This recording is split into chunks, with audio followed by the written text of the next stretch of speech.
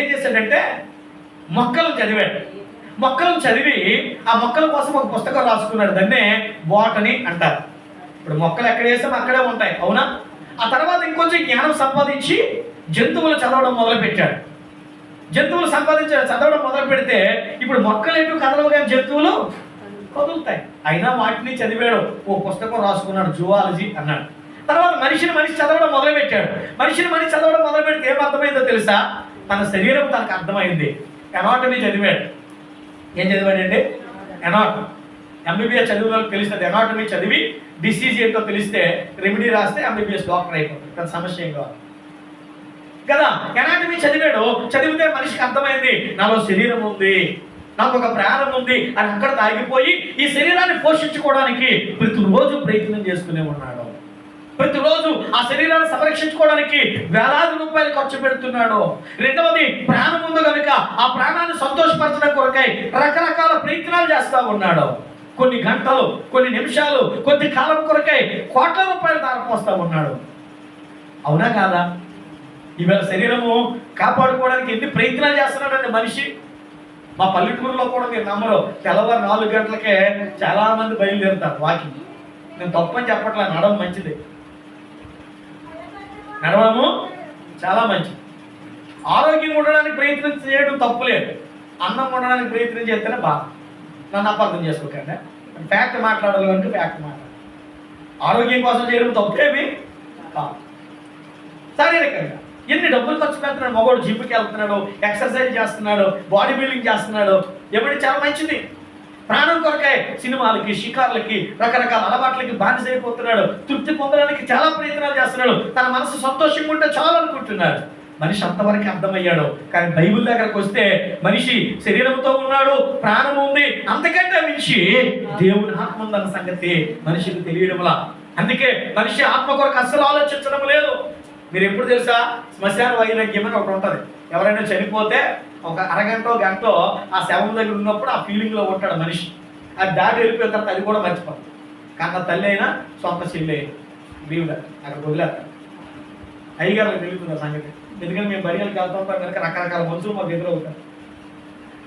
ఒక పాస్టర్ గారు వాళ్ళ వెస్పా చనిపోయింది. ఆయన హైదరాబాద్లో ఉన్నాడు. మా ఊరు నుంచి వేరే ఊరు వెళ్ళాలి.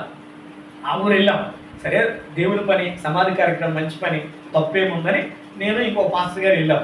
మా పాస్టర్ గారికి 2 కాళ్ళు విరిగిపోయి దేవుడు అద్భుతం చేస్తే నడుస్తున్నాడు. ఆయన చక్కగా పరిచయం చేస్తున్నాడు. అయితే ఆ ఊరికి శ్మశానానికి తోవలేదు. ఈ గొట్లు పొట్లు దాటుకొని వెళ్ళాలి. సరే, మేము ఏదో వెళ్తున్నాం. వేరే ఊరు నుంచి వచ్చారండి ఒక 4-5 యవనస్తులు వచ్చేసి ఫుల్ మందు మీద ఉన్నారు. మమ్మల్ని నిలబెట్టి అంటున్నారు, ఏ పాస్టర్ గారు ఆగండి, మీకు బుద్ధి జ్ఞానం ఉందయ్యా, మీరు చదువుకున్నారా, మీరు అన్నం తింటున్నారా, గడ్డి తింటున్నారా, మా ఎదురుకి వెళ్తారు. ఎందుకో తెలుసా? ఆ ఊరికి రోడ్డు లేదు శ్మశానానికి. తప్పు కావాలంటే పాస్టర్ గారు నిజమే. అంత అయిపోయింది, బరియలంతా అయిపోయింది. బరియలంతా అయిపోయిన తర్వాత అప్పుడు నేను ఉన్నాను. ఇప్పుడు తమ్ముడు ఇందాక ఏవో మాట్లాడారు కానీ ఇప్పుడు మాట్లాడుకుందాం రండిరా, సమాధి కార్యక్రమం ఉందని నేను మాట్లాడలేదు. ఇంతకీ మీది ఈ ఊరేనా? మాది ఈ ఊరు కాదండి. మరి మీది ఊరు కాదు, బాగానే ఉంది. మరి ఈ ఊరు వాళ్ళు అడగచ్చు కదా, మా రోడ్డు కోసం ఏదో. ఇప్పుడు గుర్తు ఎప్పుడో చచ్చిపోతే మీకు రోడ్డు కావాలా, బతుకున్నప్పుడు మన రోడ్లో అక్కర్లేదా అని చెప్పాలి. ఎందుకు ఈ మాట చెప్తున్నానంటే శ్మశాన వైరాగ్యం ఆ క్షణం వరకే. మనిషి తన శరీరం కొరకు ఆలోచిస్తున్నాడు, తన ప్రాణం కొరకు ఆలోచిస్తున్నాడు, కానీ తన ఆత్మ కొరకు ఆలోచించడం లేదు. కానీ ఆత్మ అనేది సత్యం, అది నిత్యము ఉంటుంది. ఆత్మని గాలి తాకలేదు, నీరు తడపలేదు, అగ్ని కాల్చలేదు. అది శాశ్వత కాలం బ్రతికుండవలసిందే. ఆత్మకి మరణం అనేది లేదు, ఇది సత్యం. అయితే 2 స్థలాల్లో ఉండాలి ఆత్మ. ఉంటే పరలోకములో ఉండాలి, లేదా నరకములో ఉండాలి. ఉంటే పరలోకములో ఉండాలి, లేదా నరకములో ఉండాలి. దీనికి ఎక్స్ప్లెనేషన్ ఇవ్వకపోతే బాగోదు కనుక ఇస్తాను, జాగ్రత్తగా వినండి. చాలా మంది ప్రశ్న ఏంటంటే, ఇన్ని వేల మంది, కోట్ల మంది పుట్టారు కదా ఈ 6000 సంవత్సరాల్లో. ఇందాక మనం చెప్పుకున్నట్టుగా మేధావులు పుట్టారు, శాస్త్రవేత్తలు పుట్టారు, జ్ఞానవంతులు పుట్టారు, నియంతలు పుట్టారు, రాజులు పుట్టారు, ధనవంతులు పుట్టారు, అధికారులు పుట్టారు కదా. ఏ ఒక్కడైనా ఎప్పుడైనా వచ్చి అయ్యా నేను చచ్చిపోయాను, ఇదిగో నరకానికి వెళ్ళాను అని ఎవడైనా చెప్పాడా? లేదా పరలోకానికి వెళ్ళానని ఎవడైనా చెప్పాడా? ఈ పాస్టర్ గారిలో ఇలాగ భయపెట్టే బ్రతుకుతున్నారనే ఆలోచన ఉంది. ఆ ప్రశ్నకి సేవకుడిగా నేను ఆన్సర్ ఇస్తాను, అది నా బాధ్యత. చాలా మంది అపోహ ఉంది, సరే, దానికి ఆన్సర్ చెప్తున్నాను, జాగ్రత్తగా వినండి. పిల్లరా, కొన్ని కంటికి కనబడతాయి, కొన్ని కంటికి కనిపించు. కనబడినవన్నీ నిత్యము కాదు, సత్యము కాదు. మనం కట్టుకున్న బంగళాలు, మనం సంపాదించుకున్న భూములు, లేదా మనకు కనిపిస్తున్న ఆకాశము, భూమి, సూర్య, చంద్రులు కూడా అవి తాత్కాలికమైనవే. అవి ఒక రోజున లైఫ్ అయిపోవలసిందే.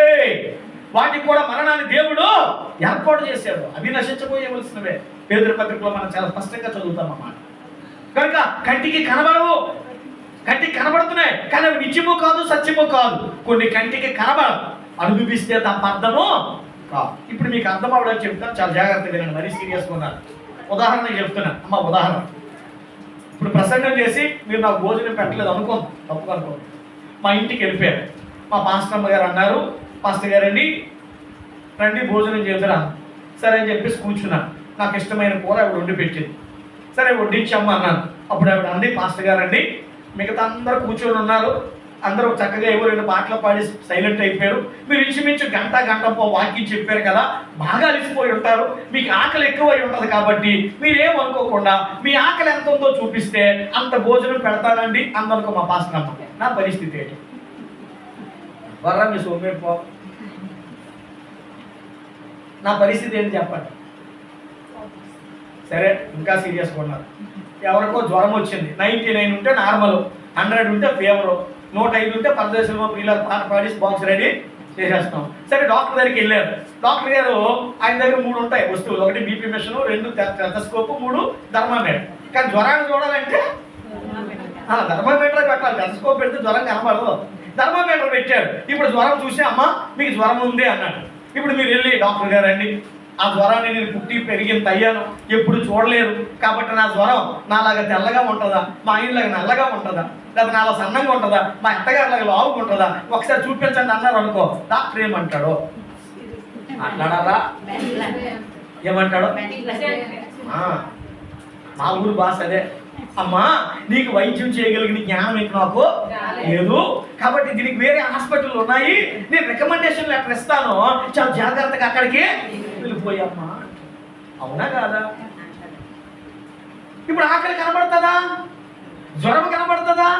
నొప్పి, కొంతమంది కడుపు నొప్పి వచ్చి గిడగిడ కొట్టించుకుంటారు. అయ్యో చచ్చిపోతాను, మనమేమంట నీకు నొప్పి వచ్చినట్టు చచ్చిపోతాను ఊరికి, ఎవరు రాలేదు నొప్పి పడుతున్న నాలుగు తెలుస్తుంది, అదేంటో పక్కన మనకే తెలియదు. అనుభవిస్తే తప్ప అర్థము కాదు. పిల్లరా, కొన్ని కంటికి కనబడుతున్నాయి కాబట్టి అవి నిత్యము కాదు, సత్యము కాదు. కొన్ని కంటికి కనబడలేదు కాబట్టి అవి లేవు అనుకోవడం కూడా తప్పే. ఆకలి, దాహము, నొప్పి, ఏమని పిల్లల జ్వరము, ఇవేవి కంటికి కనబడలేదు కాబట్టి లేవు అనుకోవడము ఎంత తప్పు, ఎంత అజ్ఞానము, ఎంత అవివేకము. దేవుడు, పరలోకము, నరకము లేవు అనుకోవడం కూడా అంతే అజ్ఞానం, అంతే అజ్ఞానం. గాలి చెబుతుంది దేవుడు ఉన్నాడని, నీరు చెబుతుంది దేవుడు ఉన్నాడని, భూమి చెబుతుంది దేవుడు ఉన్నాడని, నీ ఎదురుగా ఉన్న మనిషి చెప్తున్నాడు దేవుడు ఉన్నాడని.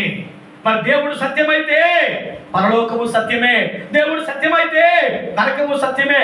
ఎందుకంటే మనిషి లోపల ఉన్న ఆత్మ దేవునిదే, అది దేవునిదే, అది ఆయన దగ్గరకు మాత్రమే వెళ్ళాలని కోరుకున్నాడు ఆయన. కనుక పరలోకం అనేది ఉంది, నరకం అనేది ఉంది. ఈ రోజున మానవుడు తనకున్న దానిని బట్టి పిల్లరా ఏమని ఆయన ఏం ఆలోచిస్తున్నాడంటే, నాకేం పర్వాలేదులే, నా శరీరం బాగుంటే చాలు, నాకేం పర్వాలేదులే, నా మనసు బాగుంటే చాలు అనుకుంటున్నాడు. కానీ మనిషి లోపల ఆత్మని మనిషి పట్టించుకోవడం లేదు. కానీ నీవు ఆరాధిస్తున్న యేసయ్య నీ శారీరక అవసరాలు తీర్చేవాడు, నిన్ను మానసికంగా నీ అవసరాలు పట్టించుకునేవాడు, మూడవదిగా ఆత్మీయంగా నీకు ఆయన సహాయం చేసే దేవుడు. ఎందుకో తెలుసా? మనుషుడు జన్మ కర్మ పాపములు కలిగినవాడు.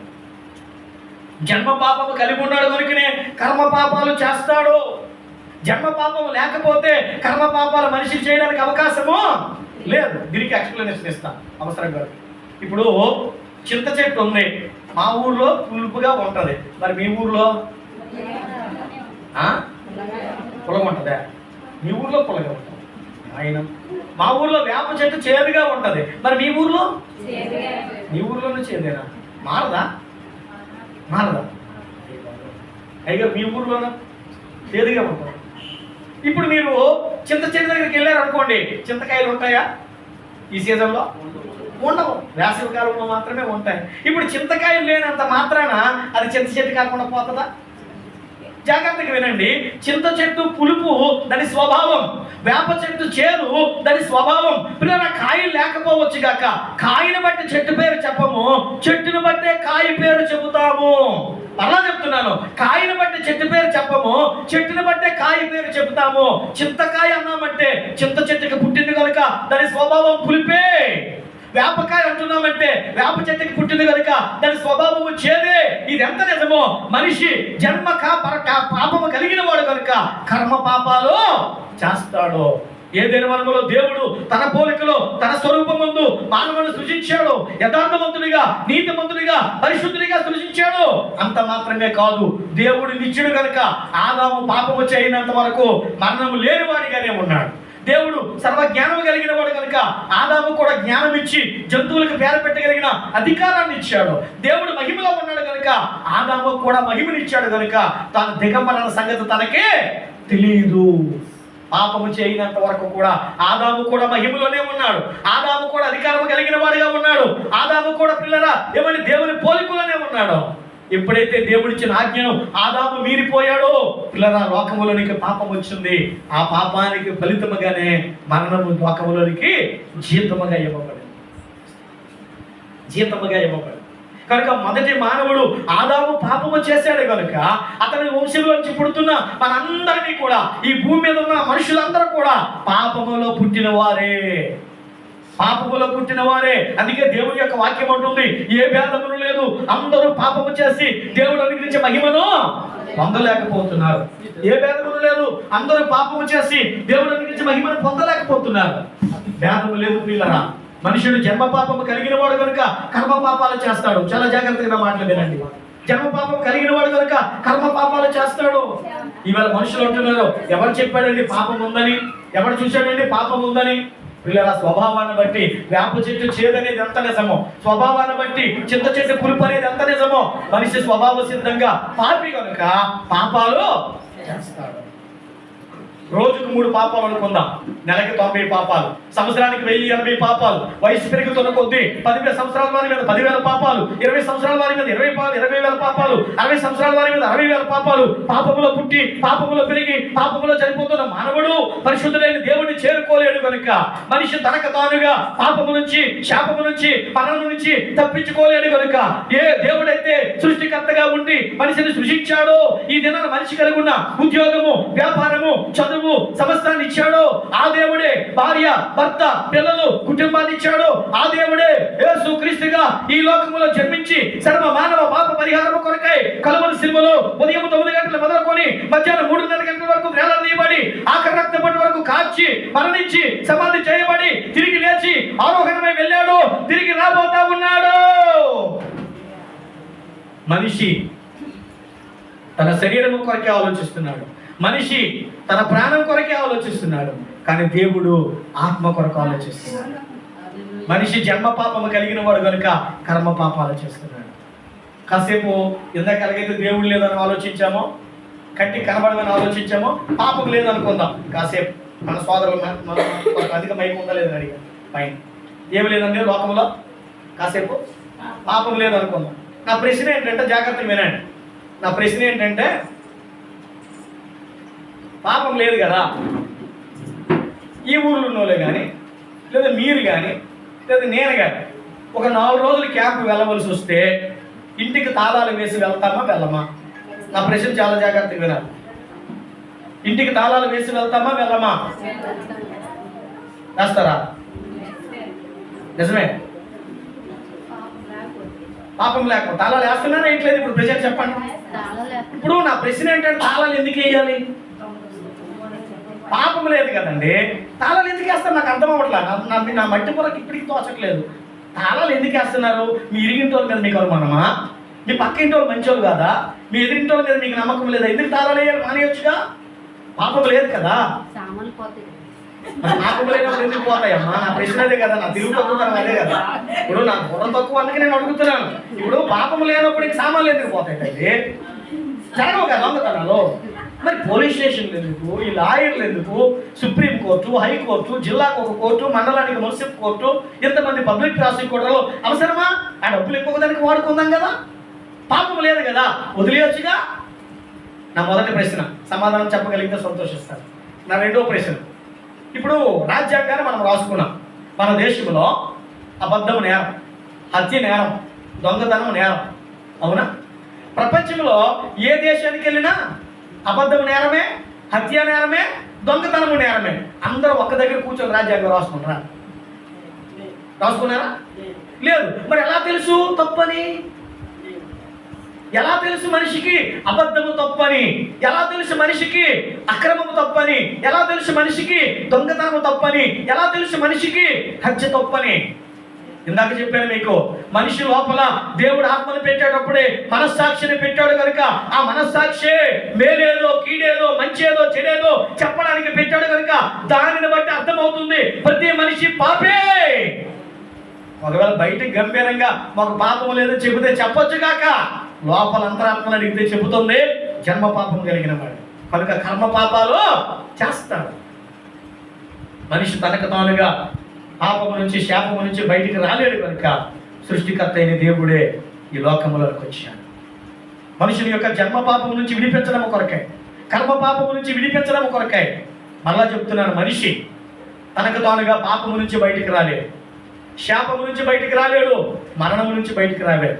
ఒకవేళ ప్రపంచంలో ఎవరైనా అయ్యా నాకు ఉద్యోగం లేదు, వ్యాపారం లేదు, చదువు లేదు, చివరికి ఆధార్ కార్డు లేదనేవాడు ఉన్నాడేమో కానీ నాకు చావు లేదనేవాడు లేదు. ఇంతవరకు పుట్టలేదు, పుట్టడో పుట్టబోడు, యేసుక్రీస్తు తప్ప. యేసుక్రీస్తు తప్ప. ప్రతి వాడు మరణించవలసిందే. మరణం ఎందుకు వచ్చిందో తెలుసా? పాపాన్ని బట్టే. మనిషి జన్మ కర్మ పాపములు కలిగిన వాడు. విడిపించడానికే సృష్టికర్త అయిన దేవుడు, వాక్యమై ఉన్న దేవుడు, తత్వంలో రెండో వ్యక్తి అయి ఉన్న దేవుడు శరీరము ధరించుకొని యేసు క్రీస్తుగా వచ్చాడు. యేసు అనగా రక్షకుడు, క్రీస్తు అనగా అభిషిక్తుడు. తన ప్రజలను వారి పాపముల నుండి ఆయనే రక్షించును కనుక ఆయనకి యేసు క్రీస్తు అనే పేరు పెట్టబడును. అది నామవాచకం కాదు. It is not only noun, it is also adjective. ఆయన చేసే పనిని తెలియజేస్తా ఉంది యేసుక్రీస్తు అన్న పదానికి అర్థం అది. కనుక నీవు ఆరాధిస్తున్న దేవుడు ఎందుకు కృతజ్ఞత చెల్లించాలో తెలుసా? దేవుడు ఉన్నాడా? ఉన్నాడు. ఎలా చెప్పగలం? గాలి చెబుతుంది, నీరు చెబుతుంది, భూమి చెబుతుంది, ఎదురుగా ఉన్న మనిషి చెబుతుంది. సరే, దేవుడికి ఎందుకు కృతజ్ఞత చెల్లించాలి? ఆయన శారీరకంగా సహాయం చేసేవాడు, మానసికంగా సహాయం చేసేవాడు, ఆత్మీయంగా సహాయం చేసేవాడు. శారీరకంగా ఈరోజు నువ్వు తింటున్న తిండి, శారీరకంగా నీకు కావలసినటువంటి ఆహారం, వస్త్రాలు, నివాసము, కుటుంబము సమస్తాన్ని ఆయనే ఇచ్చాడు. మానసికంగా అనేక సార్లు ఒత్తిళ్లకు గురైపోయినప్పుడు, మానసికంగా ఈవేళ మనశ్శాంతి లేకే చాలా మంది ఆత్మహత్యలు చేసుకుంటున్నారండి. గొప్ప గొప్పలందరూ చాలా మంది ఆత్మహత్యలు చేసుకుంటున్నారు. ఈ దిన నిజంగానే జరుగుతున్నాయి కదా ఈ రోజున. నీ దేవుడు ఎంత గొప్ప దేవుడు. ఆత్మీయంగా కూడా ఆయన నీకు శరీరం చేసేవాడు, సహాయం చేసేవాడు. నీ దేవునికి నువ్వు అనగా నీ శరీరము, నీ ప్రాణము, నీ ఆత్మ మూడు కావాలి. చాలా దగ్గరలో ఈ కాన్సెప్ట్ లేదు. ఏమండి? శరీరంతో చేసి నువ్వు శరీరంతో పోతాయి, ప్రాణముగా పోతారు. ఆత్మ ఉందన్న సంగతి చాలా మందికి